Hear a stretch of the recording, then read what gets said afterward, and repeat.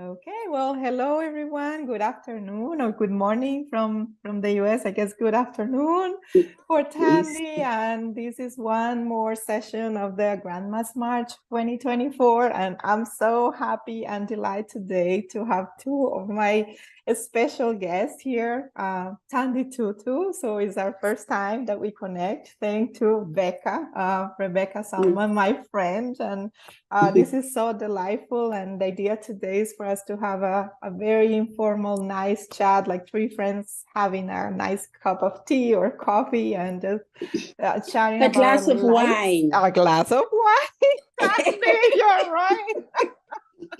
This is Or what we maybe some need. tequila for your friend over Maybe here, right? also, right? Here it's too early for that, but I will do it. We'll do it. So yeah, so before we start this amazing chat, I'm gonna do some brief introductions of my two friends here, and we start our chat today. Um, so we have Thandi, our special guest today, and Thandi Tutu. I'm not sure to say G Shush. I don't know how to say your Kashi. other. Perfect. Thank you for that. And is the CEO of the Desmond Tutu Desk Campaign Center. And this campaign addresses the 95 million deaths shortage in sub-Saharan Africa by aiming to provide 20 million of these environmentally friendly portable tutu desks by 2025. Thus positively enhancing the lives of African children, their communities and countries, and making Africa a more globally competitive continent through improved literacy and education.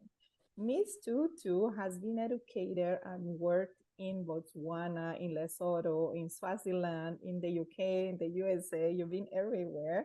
She's passionate about education and public health, especially the fight against HIV/AIDS and promoting justice and peace by improving the health and education experiences of young people, particularly girls and young women.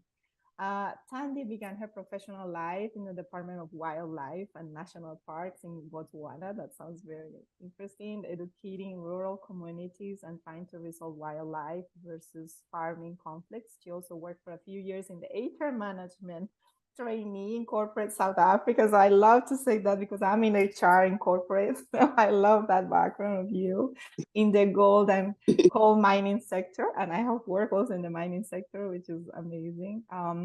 Sandy has served on the boards of several foundations and nonprofit organizations, like currently in the board of the Desmond Tutu Health Foundation and other amazing foundations as well. And Tanti is the eldest daughter of the late Archbishop Desmond Tutu, that we all know, and Nomalizo Leah Tutu. She and her husband, M. Tunzi, the last name, can you repeat it for me? Yes. Bishash. Kashi. Gashi, I will learn that by the end of our chat. Reside in Cape Town in South Africa, and they have a son, Shabiso Gashi. Is that right? Okay, yes. So that's Thandi. Welcome, Thandi. So I'm also going to say, just as my favorite thing to say about Thandi is that not only is she the eldest, but the most beautiful. Thank you. I'm sure. Because this is the truth. Yeah. She's the eldest and the most beautiful. I'm sure she is. She's amazing. And Rebecca Salman, she's my dearest friend from Shakti Leadership. And I invited her to join me today in this beautiful interview because she was my connection to Thandi. So she's being part of this year's event, and we're partnering together through her movement as well. What did you do once you knew? And she's a change agent, a disruptor who always stands for the open-ended creation of a better world. She's the founder of Disrupt for Good Life. She's a writer, she's a visionary of change, and rebel rouser for good, I would say like that. And her purpose is to establish a world that is built on reciprocity, values, and leaving a legacy. And also she's working in a beautiful association, Value Flow in Portugal. So welcome, Becca, and welcome, Thandi. And now it's your space, Thandi, for you to share us your amazing story so everybody can know more about you. What is the connection to your ancestors, to your land, to your grandmothers, and we go from there. Thank you for the invitation. Thank you, Becca, for connecting me with this beautiful young lady with such strong and roots and values. But then you only attract the people that, the kind of person that you are. So I'm not surprised that you've introduced me to her. So I'm very pleased to be here with both of you. I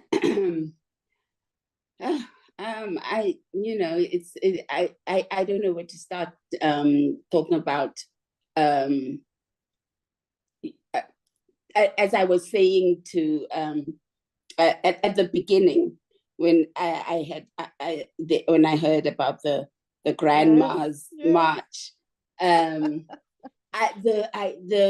whole concept of it is so amazing, because if there's one thing we do know, it's who our mothers and who their mothers were for the most part, for most people. Even if you may not know who your father is, you certainly can be sure of who your mothers are. And in our tradition, the grandmothers are so important in our lives. A lot of the time when women go off to work, they leave their children with their grandmothers. So a lot of children are raised by their grandmothers. Yes. And so I was actually, I read in an article that you only actually truly become a mother when you become a grandmother, because when you start out as a mother, a lot of the time you have other things, you have to provide for these children, and you may not be there all the time. And it's actually the grandmother who is the nurturer and who is taking care of the children. But I had a little beef with the word grandma. And we all have a beef. So tell us what yours are. I love that. Tell us the better beef, either the beef or the better names than grandma. How about that? So the beef with the word grandma is just that is the word grandma, is the English word grandma. And I don't know whether that's because I'm, it's my African Xhosa-ness. And I'm old enough to be a grandma. I'm actually old enough to be a great grandmother. And so it's not the age part of it. It's just the word. Because I just think that there's so many beautiful words in other languages for grandmother. Like I looked and I saw Nana. So, I don't know. It just has a different connotation than grandma. So it was the word as opposed to the idea. And I'm old, as I said, I'm old enough to be a grandmother because some of my nieces have children. So I'm clearly a grandmother. Maybe I'm really a great aunt, but in our culture, I'm a grandmother to them. And so there isn't a word for great aunt, so you're a grandmother, but they use the Xhosa word of gogo or kulu, so it's not, so it's more the word than than the idea. The idea those are much more beautiful than grandma, for sure. They sound so beautiful. It is true. The idea is perfect because so much of who we are is from where we have come from, and who we have been, and who are the people who had a lot of impact on us and in our lives. And both my grandmothers, actually both my maternal and paternal grandmothers, were very strong in our lives. My mother's mother was a great storyteller. Towards the end of her life, she was blind and due to cataracts. But I remember she would sit on the floor and she'd be drinking tea. Her favorite drink though was a very sweet sherry, which is so awful, but I love and that. It's called old brown sherry. I don't know if they have it in the US, but in South Africa, it's this sweet. It's almost like a liqueur, but. But so this is not what we're going to have when we get together for our happy hour, right? We're not going to have this. No, we'll have the champagne or the dry white wine. But she was a great storyteller, and she was actually the second wife. Her husband was a farmer. And then she became his second wife. The elder wife died, and so she was the only wife. But then her husband died, and she was chased off the farm that they owned because at that time women could not own property, and so she had to go into to the locations and into town, and she worked as a domestic worker for white people. But she had, amazing storytelling ability. And I mean, we'd sit and listen to her and her stories for hours and hours on end.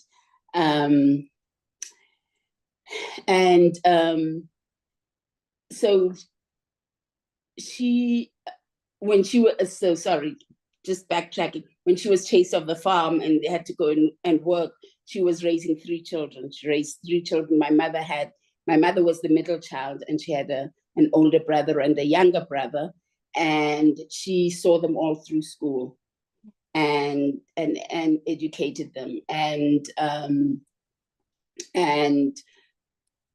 even when we were little, I remember she was still working before she the cataracts took over. She carried on working for a long time, and then when my uncle, the youngest uncle, had children, then she kind of left working and took care of his children, helped his wife take care of it, because my aunt worked, and so she was the one who took care of my uncle's children.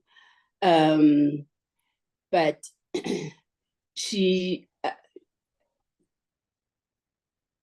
the wisdom that comes, sometimes you don't even, from people like that, is you don't really realize it at that time. You only realize it much later. It's very. I think what I find is that as young people, sometimes you don't have the time to listen, and or you don't give those elders the time to help you steer your path. And it's only when they are gone you realize what you have actually lost. And it's when they are no longer there that the guiding posts that they put along the way make sense. You only really appreciate those when they are no longer there to continue. You hark back, oh, my grandmother used to say, and your grandmother is no longer there. It's I think one of the sadnesses that I find is that as younger people can be dismissive of that elder wisdom. And it's only when you're much older that you actually appreciate the stories or the lessons that they were trying to impart. And sometimes, not directly saying, oh, this is what is, and this is how you have to act, and this is how you, it's done much gentler. I think, well, from my experience, my grandparents are much gentler than my parents with us. I remember my dad at one point saying, that if he had known how much fun it was to be a grandfather, they'd have just skipped the kids stage and gone straight to the grandchildren. He's right. I love it. And I think that's part of, I think that's what happens. You appreciate that, kind of when you miss a generation, and so it's now that they're not there that you really appreciate what the power of what they were imparting to you. And so my father's mother, she worked for at a blind school at one point and doing laundry, and she also did laundry for at White Homes in South Africa. But she was the kindest person you could ever hope to meet. My dad looked very much like her, and he always used to say that he wished if he wished that he was his nature, if his nature was half as gentle and kind as his mother's, as he was like her. He was short with a big nose, which was exactly what she had. She was short with a big nose, but he wishes that his character and gentleness were the same as his mother. If he were even half as kind and gentle as she, then he would die a happy man. And she was, I mean, we called her the comfort of the afflicted. And that was because she never wanted to, she was always the one who stood up for the underdog. So if we were at home and we were having an argument and one grandchild was losing, she would come on the side of the one who was losing.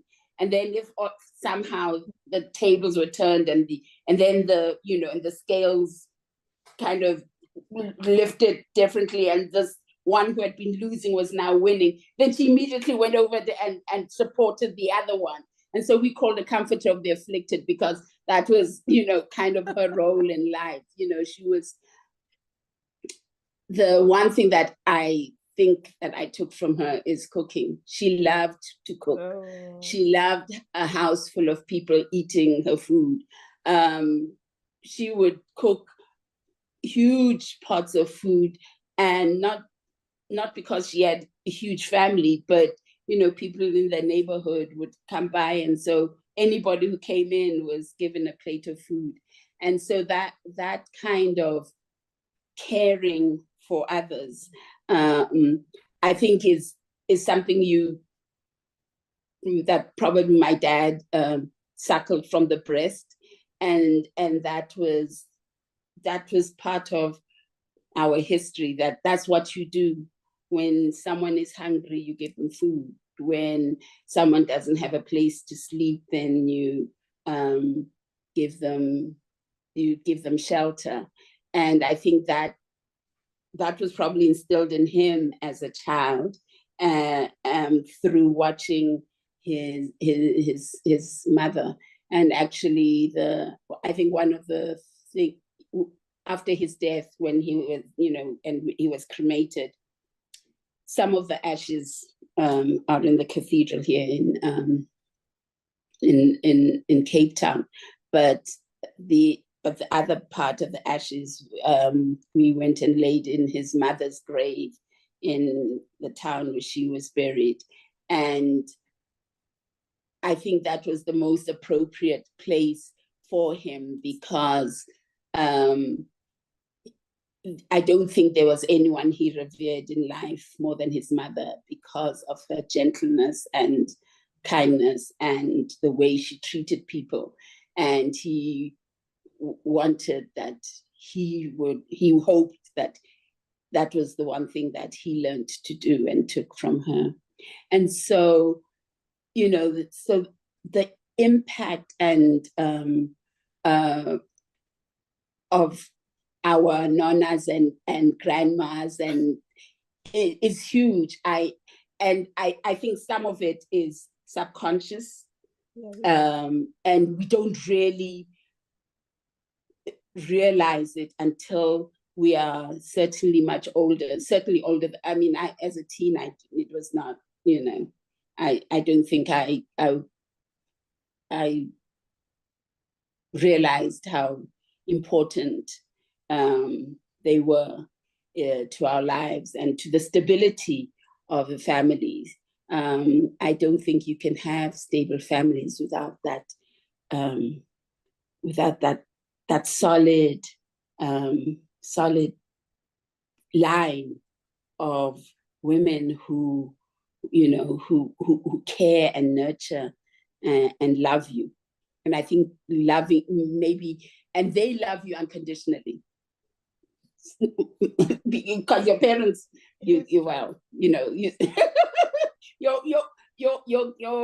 grandmothers love you, whatever. Your parents, yes, it is their job to love you, but it's also it's their job to actually help you become a caring person in this world, a law-abiding citizen, I guess. And that's not necessarily an easy task, but grandmother just needs to love you. And I was fortunate that I had two, and I knew both of them, and was able to have been loved and nurtured and guided by both of them. So special and amazing. Is there any special memories of any food that you what's your favorite, or anything I don't know, playing with well them I don't know whether here we call it musho. It's called musho. It's basically harmony. You know harmony, the maize, it's made out of maize, corn. It's okay. the corn, right? Yeah. And it's the and then you cook it, and then you cook it with beans. Oh. And we call it samp, and then you put, and then you'll put meat in it, and sometimes onions, and you cook it a long time, because those kernels are hard and take a while to cook. And that was one, because especially during winter, where they lived, they had this coal stove, and which was on the whole day, and they would put coals in it, and so it was one of the things that you could put a huge pot of that early in the morning and put meat and stuff in it, and you could go away and come back late in the day, and it was ready for you to eat. And so it was basically, it was a meal that was that just made itself. And so, I mean, now I use a slow cooker or pressure cooker, but I mean, you can still get you still get, because I don't have a cold stove, which is on the whole day. But you still do the dish, do I you still cook? do the Yeah? dish. Do you? Yes. Oh, that is so special. Okay. Yeah. I love it. I love these memories of the grandmas, how many sensorial, memories of foods and moments and special things come. Yeah. I think what's special about this, that this march that you are that you this month that and what you are doing is that a lot of the time you're not consciously thinking about these things, and sometimes you actually need to, because their memories kind of there at the back of your mind. They shape the person you are, and they have shaped the person you have come to be, but they're in your subconscious almost. And what you are doing is actually bringing them up, from the subconscious to the fore. I really haven't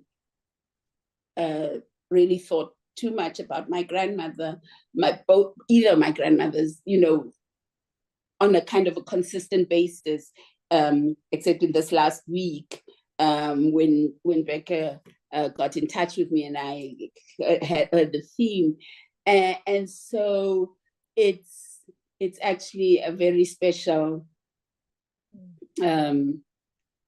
it's a very special thing that you are doing, because it actually gives you a chance to reflect on who you are, how did you get here, what has influenced you, who are the women who have influenced you, in your gene lines, as it were, to be the person that you are, and whom maybe you never said thank you to. I don't remember saying thank you to my grandmothers for being the people they were, which influenced the person that I came to be. And unfortunately, they're not here, but they are here. They can, they can hear. And so I can say thank you, but I appreciate so much that you have actually given one the opportunity to consciously think about these things. I think a lot of the time we take these things for granted, and when you know kind of your maternal lineage, you kind of take it for granted, and it is who we are. We are. I am who I am. And the thing is, you don't just come from nowhere. You're not just show up. No matter how wonderful you are, you are a product of the people who have come before you, who have opened paths for you, who have shown you how to be with others, how to act with others, how to be caring or not, because you don't necessarily, it's not necessarily all good things. It's true. There are some things that maybe are better left undone or unsaid or whatever, but they are part of you. They make you who you are. And so this is such a special opportunity to actually celebrate those women who have helped you become who you are. And I think when you are as old as I am, in my late 60s, that the young woman that you are. I know, right? Yeah, imagine. Whatever. That it's probably a good time to actually reflect on how did you even get to this point. And so I really do say thank you for even inviting me to be part of this, because it's such a, when I read the maternal elderly wisdom, I said, wow, what an awesome topic for a Women's Month, because a lot of the time our women, they're not given the kudos due to them, and without them, I don't think we would be the special people that we are. And I think that our world would be a whole lot better if we gave more chances to celebrating them. So I thank you for this. It's really very special that you have done this. Well, can I reflect something for both of you? Can I reflect something? Thandi, you said that your father talked about if he was just a little bit as kind as his mother. Right. And I wonder, because you are the kindest, right? So there's that, right? Like that came through your father's wisdom, but it was your grandmother's wisdom. So this has had such an impact on you that your father said it. Right. What is that impact on you? Like, because you're saying it, right? That is probably part of your legacy, because your father wanted to leave that as part of his. So what does that mean to you? Like, because that's amazing. I think it is amazing. But the thing about it, is that he said it so often. I think part of it was that he said it so often that it was almost like a mantra. It was,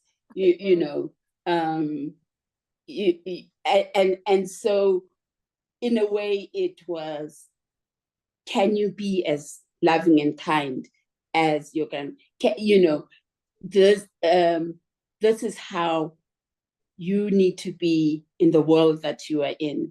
And she was kind and loving in the situation where she was. She didn't have a lot of money. Her husband was a school principal, and so at that time that was one of the revered professions in South Africa. At that time you could either be a doctor, a nurse, or a teacher, and he was a school principal, so he was kind of at the top of that pyramid. But she was not greatly educated. I think she went up to about standard 2 or 3, and then she worked in at that school for the blind, and doing laundry in people's homes. But it was for me, it's that kind of mantra is in the space where she was exceedingly loving and kind. So you now, in where you are and where you have greater opportunities to be loving and kind, and that is what you need to be. That is how you need to be in the world. And so if you drank of mother's milk, that's the mother's milk that you needed to have drunk. And so it's almost as if you are not kind and loving and caring, then you are going against what your maternal lineages are actually telling you to be. And so you are really, so basically, if you were not kind, if you were not loving and kind, or are not loving and kind to other people, then you're basically going against the lines, these ancestral lines that you come from, where loving and kindness are part of who you need to be. And so you would be going against your own nature. And I don't know. I'm not sure if yeah, that's so beautiful. Oh, it's fundamental wisdom, right? Like your fundamental lineage from your grandmother. through your father to you that you're able to tell us, right? Like to have us remember this fundamental wisdom that you need to be loving and kind. I mean, what's more basic and more important than that? Like, and so that's so thank you for that. beautiful how he was all the time celebrating that legacy and making sure that pass it to all of you, you know, and not forgetting it. So that's the legacy, and that's so beautiful. Yeah, and we can see it in you. It's like, yeah, it comes from there, but it's like all reflected through. Look at that beautiful smile and look at those eyes. What else? Right? She is the most beautiful of the four. Oh, I love it. Oh, I was looking at the time and I was like, I can't believe I've been talking this much. Yeah, we need to be mindful. You should have stopped me. No, it's fantastic. Oh my God, we can no, but we do have a couple more quick questions. Yes, yeah, let's we have it, Becca. It's you. If you don't mind. So Monica and I are spending some time in this year's Grandma's March talking about our friend Drew Dellinger's poems question. And this question is, what did you do once you knew? And the idea is that we want to ask from elder wisdom, people that have been on the planet a little bit longer than us, you know, what did you do when you knew something important? And can you call out to your son and the next generation to say, ask them, what are they doing once they knew? So what did you do once you knew? And what would you hope that your youngers would do once they knew? I think what I would say, what did I do once I knew? I guess the overarching thing would have to do with education.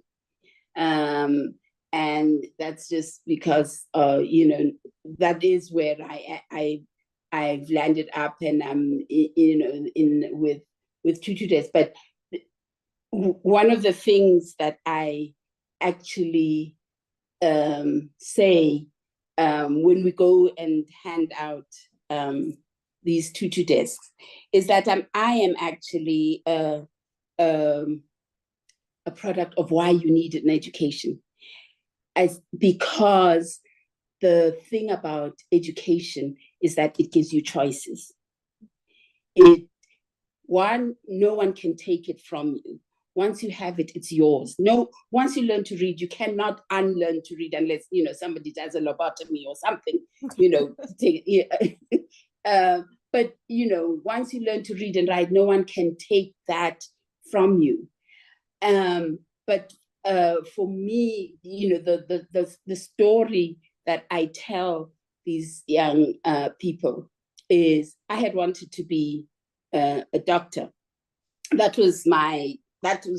And I got into medical school, and but I passed the first, but I didn't pass the second year, and I wasn't allowed to go on. And so that was in South Africa. And then I went to Atlanta and I did a master's in public health, and then I went and I applied for medical school, and I got into medical school again, mind you. And I did the first 2 years, and then the years after that, you know, the clinical years. But at Emory, where I was, you had to do the boards before they would allow you to go into the clinical years. And I failed the boards, not once, not twice, but 3 times. And you know, and so that's kind of, you know, does not make you feel great about yourself, let me tell you. But the point is that not being able to continue with that, I did have an education, and so I was able to pivot and do something else.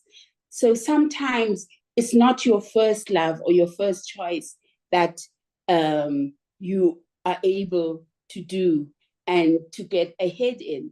but having an education gives you options of changing your path. And one of the things that I read once is that when you become a doctor, you're likely to, in the life of your doctorhood, you're likely to see about 60,000 patients. Now, I say to people, we have given out about 2 million of those Tutu desks. So now even if just say 10% of the children who got those were able to continue their education and become doctors, that means it's that, that however 100,000 of doctors times 60,000, I've been able to have an impact on. So my impact wasn't to be a doctor, but my impact was to help provide an education so that others may be doctors. So this is it's a nice way of best spinning. Ever. This is the best. What did you do once you knew? That's way of spinning your. This is the best. A failure. It's not a failure. No, what that you're is doing is far a legacy. from failure. That is the best pivot ever. Instead of having just one doctor, Thandi, you're having thousands of doctors. Thank you. So that is why, the education part is so key for our children, because it gives you options, and it opens up the world to you. And if without that, our children, their communities, their cities, their continent, and we're not going to progress. We're not going to move forward. And that's why, for me, it's such a key part of what we need to do. And once so we know, right? Like once we know that you can get an education, once we know, like, what are we going to do about it? And you've done more than anybody I know. This. So Thandi, you're the best. Oh my God. I'm so grateful for you. Yes. Thank you. Thank you to you both for having me. You were both so wonderful. I didn't even notice the time. Oh my goodness. No, we want to be respectful of your time, and let's close this. I really want to thank you, Becca, for inviting this amazing woman. It's like, I want to stay here with you. I want to hug you. We're gonna meet. We'll do a part 2, right? We're gonna do a part 2. So and Becca's going to bring you to Cape Town. Yes. Let's yes. Well, I have to come to Cape Town no matter what. So I'll haul her with me for sure. Yes. Right. Yes. And you can't come. It's closer than you were in the US. So you can't. So you need to stop making excuses. I know. Oh no, I love it.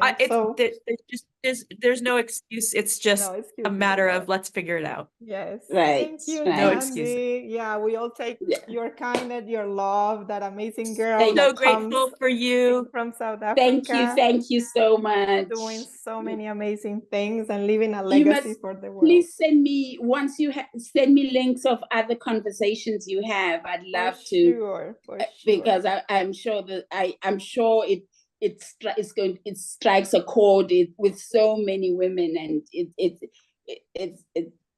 it's such a special topic, and just honoring those elders is thank you for doing that. And thank you for both opening your heart and sharing your story with all of us. It was delightful. We love you. Bye. Bye. Thank you all. Bye.